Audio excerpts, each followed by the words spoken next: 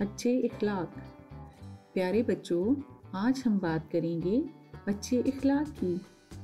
वो आदत जो हम बचपन ही से सीखते हैं। ये बहुत ज़रूरी है कि हम अच्छा बर्ताव करें। अच्छे इखलाक वो आते हैं जो इंसान को मुहज़्ज़ब बनाती हैं। आज हम कुछ जादुई अल्फाज की बात करेंगे, जैसा कि शुक्रिया, थैंक यू, माफ़ कीजिएगा, सॉरी, प्लीज़, मेहरबानी करके, एक्सक्यूज़ मी, माज़रत। जब भी कोई तोहफ़ा दे तो उससे शुक्रिया बोलें। किसी से कुछ चाहिए हो तो उससे इजाज़त लें। जब आपकी वजह से किसी को कोई तकलीफ़ पहुँचे तो उससे माफ़ी मांगें। किसी को मुखातिब करते हुए आप जनाब का इस्तेमाल करें।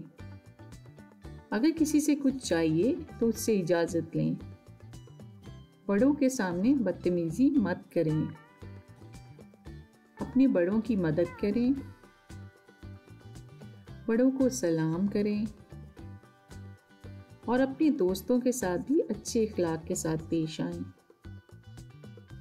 जब आपका कोई दोस्त बीमार हो तो उसकी तीमारदारी के लिए जाएं। कभी लड़ाई ना करें।